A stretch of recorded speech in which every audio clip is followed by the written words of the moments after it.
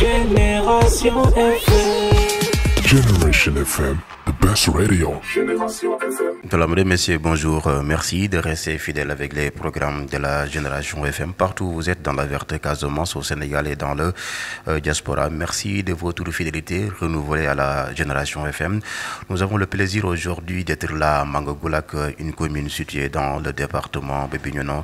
C'est pour notamment évoquer, de discuter d'un projet qui a été mis en place, un projet dénommé donc la restauration de la mangrove au sein de l'APAC Kawawana.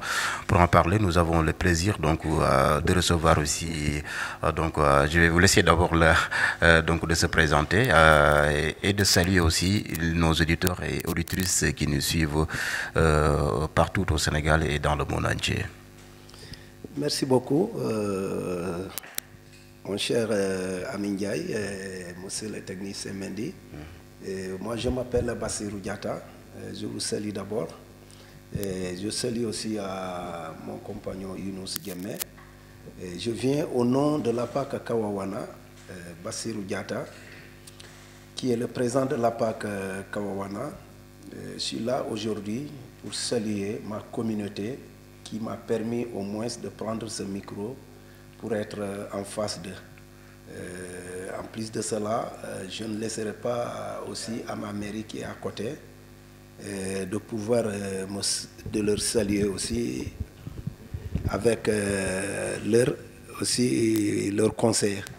Donc j'ai salué toute ma communauté et aussi mon équipe de l'APAC Kawawana. Voilà. Merci beaucoup.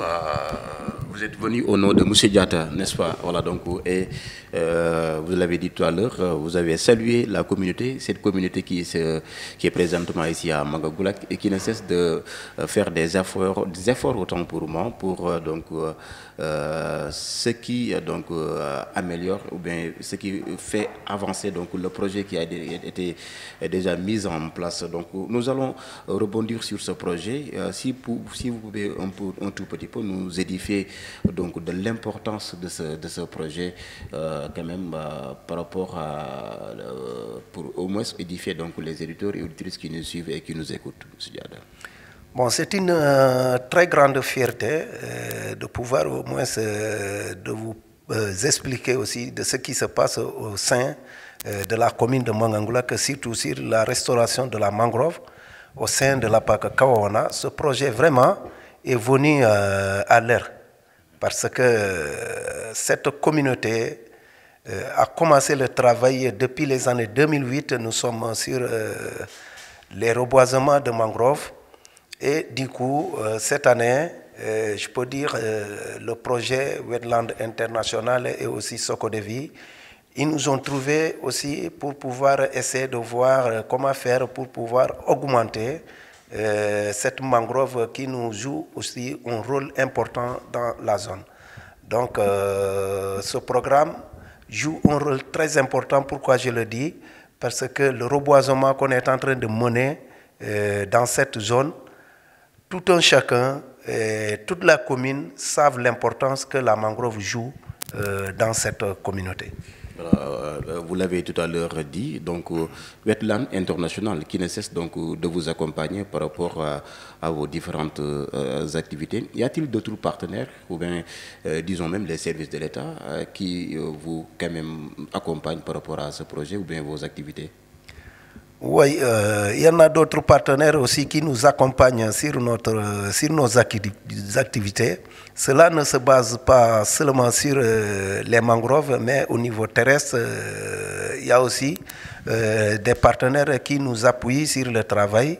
Et du coup aussi la mairie qui est là tout près de nous, malgré aussi, même si de côté financier, ils ne le font pas, mais ils nous épaulent à leur manière aussi.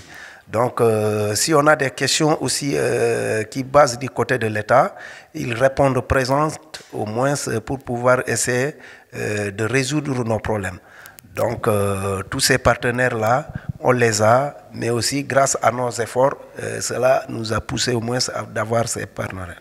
Voilà, tout à l'heure vous l'avez souligné, donc le reboisement, un aspect très important, mais malheureusement au cas échéant, à chaque fois il est noté donc une dégradation de l'environnement, de la mangrove.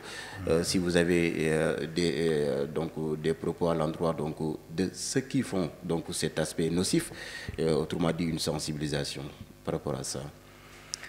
Bon, ce que je dois aussi augmenter du côté du reboisement de la mangrove, c'est le reboisement de la mangrove, c'est quelque chose de très sensible parce qu'on ne peut pas se lever comme ça, vous allez sur le terrain, vous faites le reboisement. D'abord, avant d'aller faire ce reboisement, il faut que ce terrain soit au moins visité, essayer de voir si peut-être le reboisement sera adapté. Du coup, si ce terrain soit maintenant choisi comme elle est apte, à faire le reboisement, c'est en ce moment-là qu'on doit aussi franchir à d'autres étapes pour pouvoir atteindre à ce reboisement. Pourquoi je le dis? Parce que ces propagules qu'on doit chercher pour faire ce reboisement, il faut que ces propagules soient en bon état, qu'on essaie de voir la germination, si peut-être les germes ne sont pas coupés, ainsi de suite, ou bien les propagules sont mûres.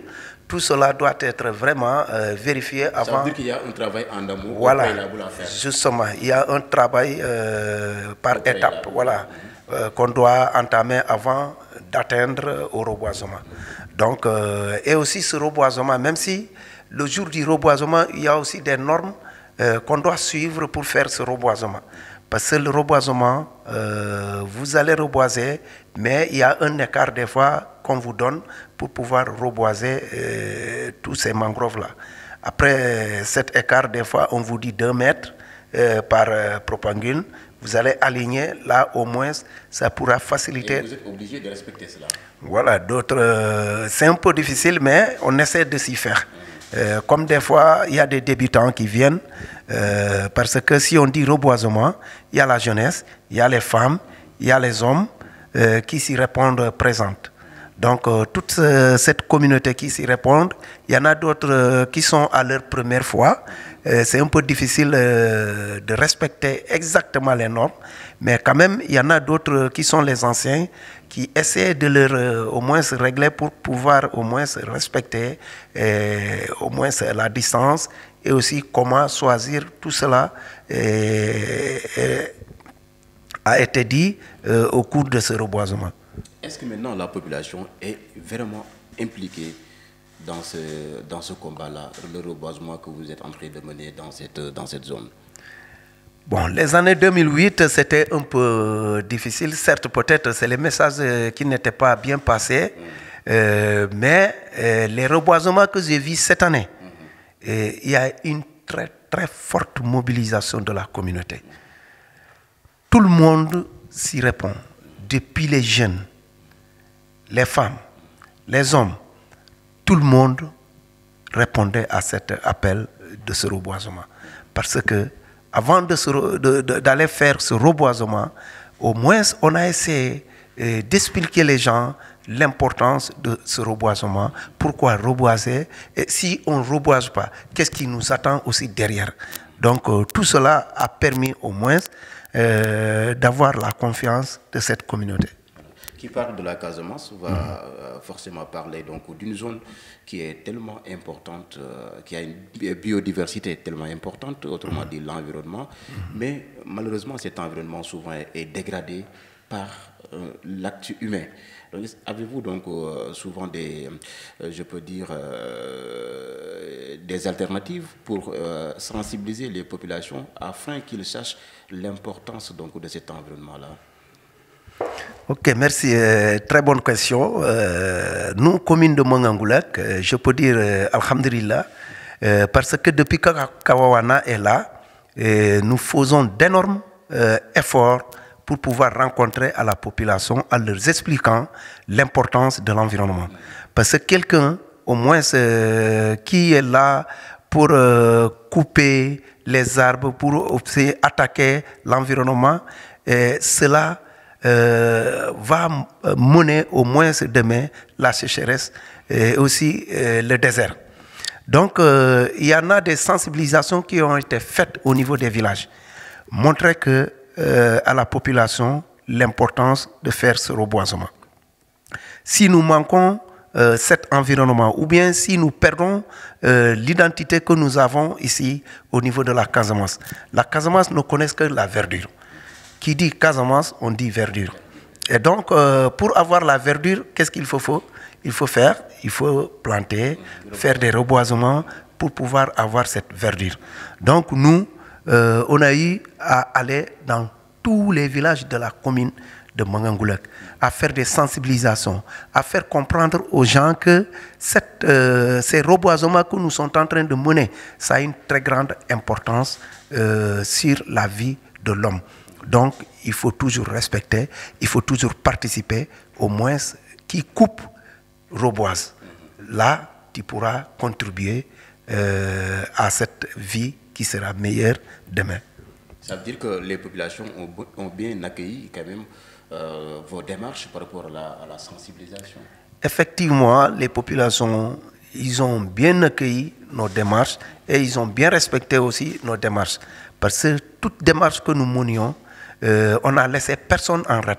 Depuis les chefs de village, depuis les chefs coutumiers, depuis les responsables des villages. En tout cas, tout le monde est convoqué et tout le monde, au moins, sont appelés à prendre part sur ce respect de l'environnement, comment respecter l'environnement, comment faire pour avoir au moins un reboisement que nous allons au moins respecter demain. Donc, depuis ces jeunes qui ne comprenaient pas l'enjeu. C'est la question même que je voulais poser. Est-ce que les jeunes sont vraiment engagés par rapport à ça? Effectivement, les jeunes sont vraiment impliqués actuellement sur le travail du reboisement. Donc, je dirais que les femmes ont beaucoup plus de détermination. En tout cas, depuis, je dis que les jeunes. Madame Diatta l'a voilà. Au début, les jeunes. Femmes, au début, les jeunes ne contribuaient pas beaucoup sur les reboisements. Mais entre-temps, voilà. Grâce aux sensibilisations qui a permis à beaucoup d'autres jeunes de la commune de pouvoir comprendre de ce que nous voulons au moins aller vers, ce que nous voulons réaliser et ce que nous allons leur laisser demain. Cela les a permis de nous suivre pour pouvoir faire ces reboisements. Pourquoi je le dis? Cela, je l'ai vu cette année. Parce que moi, je n'ai jamais assisté à un reboisement plein de jeunes comme cette année. Donc, cette année, c'est un exemple exceptionnel que nous avons vraiment, comment dirais-je, assisté. Ça veut dire que la civilisation, donc là, vous avez eu un gain de cause par rapport à la sensibilisation. Oui, cette sensibilisation, vraiment, ça nous a rapporté gain de cause. Parce que, et même les femmes, d'autres, au début, les femmes disaient que non, le reboisement, c'est pour les hommes, ainsi de suite. Ils disaient que c'est un travail de pêcheur, quoi. Mais avec cette sensibilisation, ça leur a permis de savoir que la mangrove qu'on est en train de reboiser, non seulement ça joue, ça freine la salinisation, aussi ça joue un rôle très important parce que les huîtres que nous mangeons comme ça avec cette mangrove, ça nous permet au moins de contribuer, d'augmenter le rendement qu'on a sur les huîtres. Donc quelqu'un qui fait le reboisement, vous avez d'autres mangroves qui sont de façon naturelle. Mais si vous contribuez avec le reboisement, et ces mangroves-là, jusqu'à ce que ça grandisse, ça pourrait au moins contribuer à l'augmentation des huîtres dans cette commune. En ce moment-là, c'est au moins la pauvreté qu'on est en train d'éloigner petit à petit. Donc c'est très bon. Qui parle de la Casamance, vous l'avez tout à l'heure rappelé, parle aussi de la verdure, n'est-ce pas? Oui. Mais aussi de la culture. Une culture quand même, surtout les pratiques traditionnelles. Est-ce que ces pratiques traditionnelles-là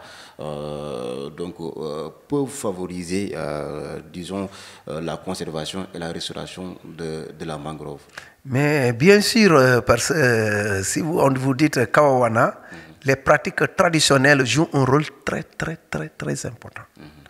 Donc, ces femmes de la commune, de Afignam à Tando, aucun village n'est exclu dedans. Donc ces femmes-là jouent un rôle très important sur ces pratiques traditionnelles qui nous a permis au moins de garder cette identité avec cette conservation de ces pratiques. Pourquoi? Nous, n'importe quel résident de la commune qui voit ces pratiques, il sait que là, il y a danger, donc il ne faut pas toucher. Et un fils du terroir qui voit ces pratiques traditionnelles, il préfère que tu le gardes en prison que ces pratiques, qu'il tombe dans ce piège de ces pratiques traditionnelles. Parce que ces pratiques-là, ça peut rester très longtemps, ça peut t'attaquer et que tu ne sais pas ce qui t'a attaqué. Donc, les gens se méfient trop de ces pratiques traditionnelles. Donc, avec ces femmes, elles contribuent beaucoup sur cette protection de la mangrove et surtout cette protection de la ressource halieutique qui est aujourd'hui la force de la commune. Oui. Voilà, maintenant, depuis qu'on a commencé, qu'on a débuté l'émission, donc vous ne cessez quand même de montrer l'importance du projet. Mais est-ce que le projet a finalement quand même, disons, une importance capitale par rapport au développement local, autrement dit au développement de cette commune de Mangagoulak? Oui, ce projet vraiment a une importance sur le développement de la commune. Pourquoi je le dis? Parce que depuis que Kawawana est là, on ne cesse de travailler en collaboration. Aujourd'hui, non seulement les relations qu'on a eues au sein de la commune, ça joue un rôle très important. La cohésion sociale. Parce que la cohésion sociale d'Afignam à Tandouk, c'est ce que je ne connaissais pas de Afignam et c'est ce que je ne connaissais pas de Tandouk. Actuellement, presque, je peux dire, ma population me connaît tous. C'est grâce au projet. C'est grâce à ce projet-là qui a réalisé tout cela. En plus de cela, nous sommes atteints à notre objectif parce que ce projet est là. Ils sont en train de réussir à former des femmes. Les feuilles que vous voyez comme ça, ces papiers-là, c'est des formations qui ont été subies au niveau de cette salle. Il y a aussi des formations qui ont été subies ici, au sein de Kawana, sur les techniques de pilotage de drones, sur je ne sais pas, les techniques de l'apiculture, sur aussi les techniques du reboisement, et tant d'autres que je n'ai pas cités.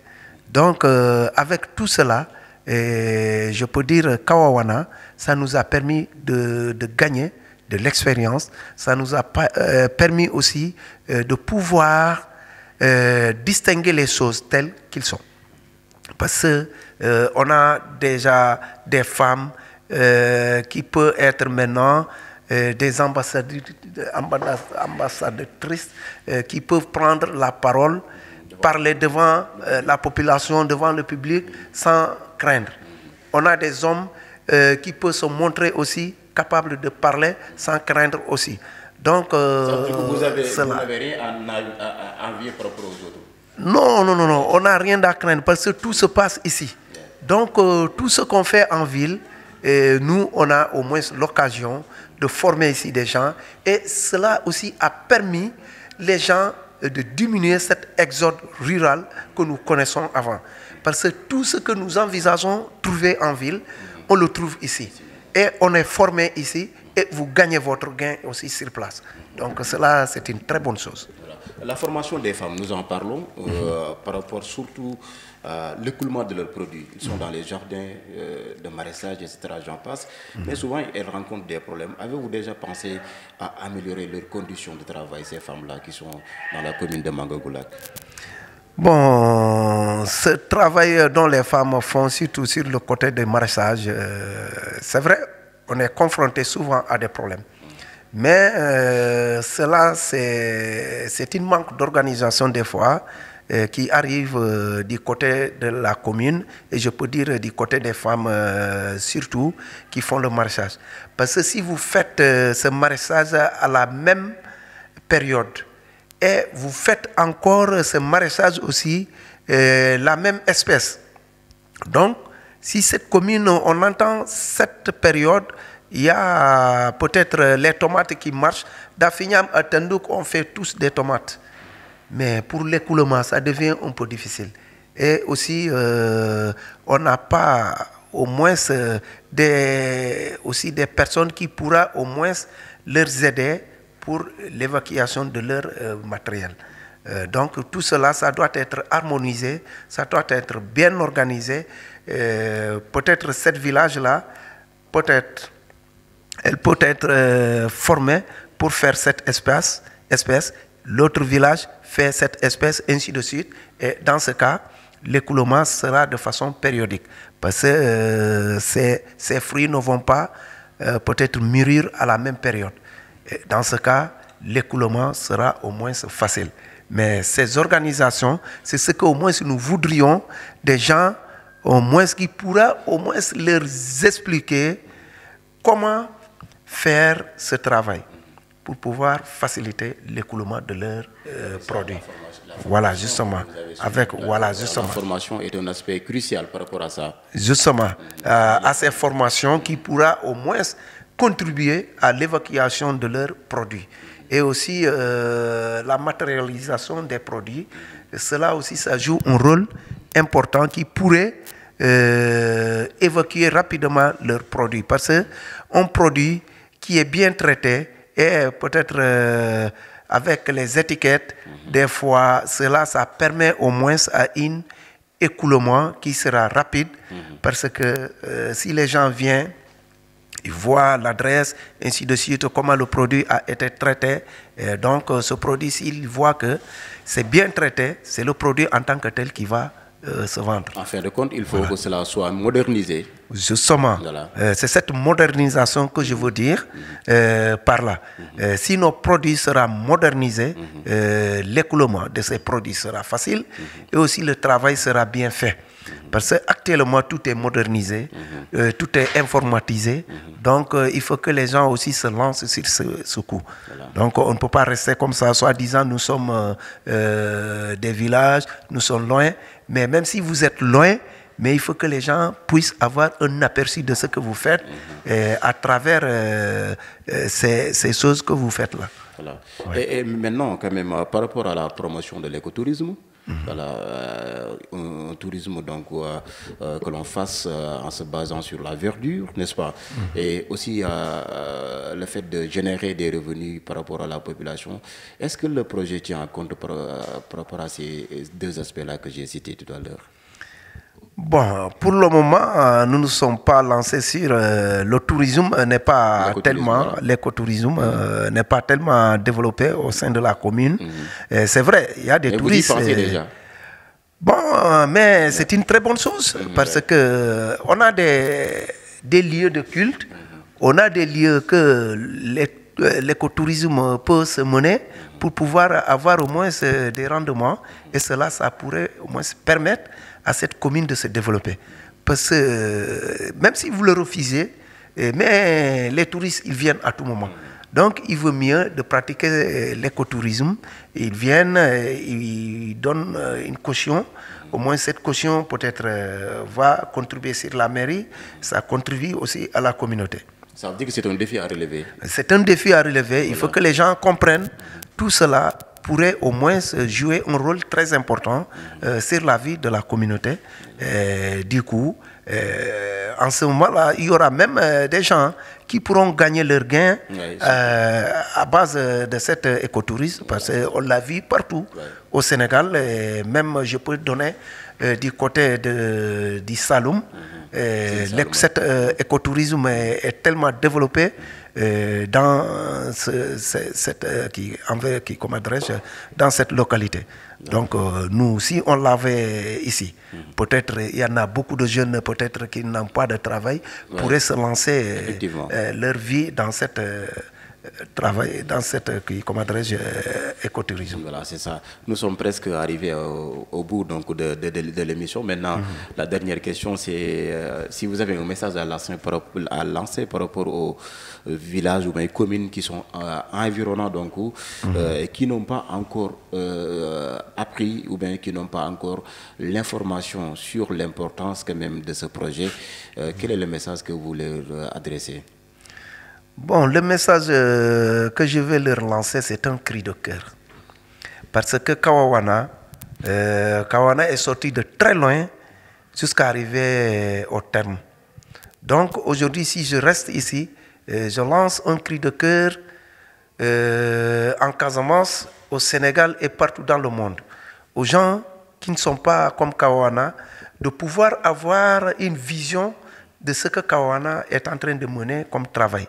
Parce que si vous voyez là où nous étions sortis, jusqu'à atteindre notre objectif, je suis en train vraiment de tendre la main à ceux qui veulent être comme Kawana, de pouvoir suivre nos traces, de pouvoir respecter le travail que nous sommes en train de mener. Et aussi un appel à ma commune. Ceux qui n'ont pas vu les travaux ou bien la réussite de Kawawana, ils n'ont qu'à être tout près de Kawawana. Tout est déjà visible. Tout est visible presque au sein de la commune. Mais même si c'est visible, il y en a toujours qui sont en reste. Et c'est ce que je lance, un appel à ces derniers qui n'ont pas vu jusqu'à présent, de pouvoir s'approcher du siège, de pouvoir s'approcher de ceux qui sont en train de mener ce travail pour pouvoir avoir demain des résultats que nous allons laisser nos fils. Parce que tout ce que nous faisons ici, c'est pour demain, les générations futures qui viendront prendre notre place. Donc vraiment, ça c'est une très bonne chose aussi de pouvoir lancer ce cri de cœur. Et malgré tout cela, vous aussi, je vous dis aussi un très grand merci de me poser cette question. Et cela, ça m'a permis de remercier à ma commune et de remercier aussi aux gens qui vont m'écouter. Et ils n'ont qu'à m'écouter avec attention, avec ce message. Ils pourront au moins réussir demain. Et avoir surtout la compréhension. Voilà, avoir la compréhension, car tout un travail est difficile. Voilà, et aussi, tout dirigeant, c'est très difficile de diriger. Oui. Mais il faut que les gens le comprennent parce que sont eux qui l'ont pris, ils l'ont mis devant. Et il doit faire ce que la communauté au moins puisse, comment dirais-je, être d'accord avec lui. Parce qu'il ne peut pas prendre ses décisions à lui seul. Oui. Donc, tu dois travailler en collaboration avec cette communauté pour pouvoir réussir. Si tu laisses la communauté en rade, tu ne pourras pas atteindre tes objectifs. Donc, je salue vraiment à ma communauté qui m'a choisi aujourd'hui comme président de l'APAC Kawawana.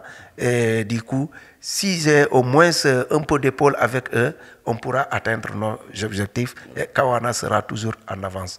Car Kawana, c'est une référence des APAC. Et elle est la première au Sénégal et elle en fait partie des premières au niveau mondial. Donc, cela, tout seulement, ça veut dire tout. Donc, il faut que cette communauté s'approche. Et des mots aussi à l'endroit des autorités, le maire quand même. Et voilà. Je pense que vous n'êtes pas seul quand même par rapport à... Ah, d'accord. Ça aussi, c'est une très bonne chose car je ne laisserai pas en rade ma commune qui est la mairie. Les maires, vraiment, ils sont en train de mener des efforts. Ils multiplient leurs efforts pour pouvoir mettre en marche Kawawana. Ils veulent toujours la réussite de la PAC. Car c'est des fils du terroir. C'est des gens qu'on travaille ensemble. C'est des gens qu'on collabore ensemble. Et si Kawawana réussit, sont eux qui réussissent. On dira Kawawana de la commune de Mangangoulak. Qui dit commune de Mangangoulak, dit le maire. Qui dit maire, dit leur conseiller. Qui dit conseiller, dit leur chef de village. Donc les chefs de village et les curés, les imams, en tout cas tout le monde sont dedans. Voilà. Tout le monde est inclus dedans. Voilà. Donc on ne laisse personne. Donc vraiment, chapeau à la mairie, car nos réunions, ils sont tous présents. Même si on a des rencontres avec des autorités ou bien peut-être des étrangers, comme des partenaires qui viennent, la mairie est toujours à côté de nous. Donc cela, ça mérite vraiment de leur tirer chapeau du travail qu'ils sont en train de mener envers nous. Ça, il faut que je le dise en franche vérité, on a une relation avec la mairie très fraternelle. Cette relation est très logique, pas de problème. Donc, ils mettent des efforts pour pouvoir mettre la réussite de Kawana, avoir Kawana en marche l'émergence de Kawana, cette commune vraiment aussi s'accroche avec eux. Donc on fait le travail ensemble. Et vous aussi qui sont là aussi pour pouvoir véhiculer notre message. Vraiment, c'est une fierté de vous voir aussi, la radio Génération FM, qui ne cesserait de collaborer avec Kawana, car ce n'est pas une première. Voilà.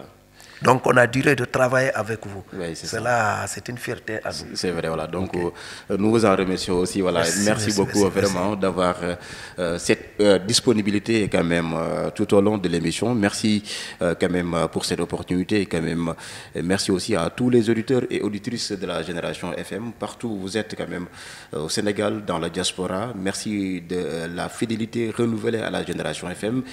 Merci d'avoir suivi, merci d'avoir écouté. Merci à Xavier Mendy qui a assurer la réalisation de l'émission. Restez en compagnie des programmes de la Génération FM, la radio de toutes les générations.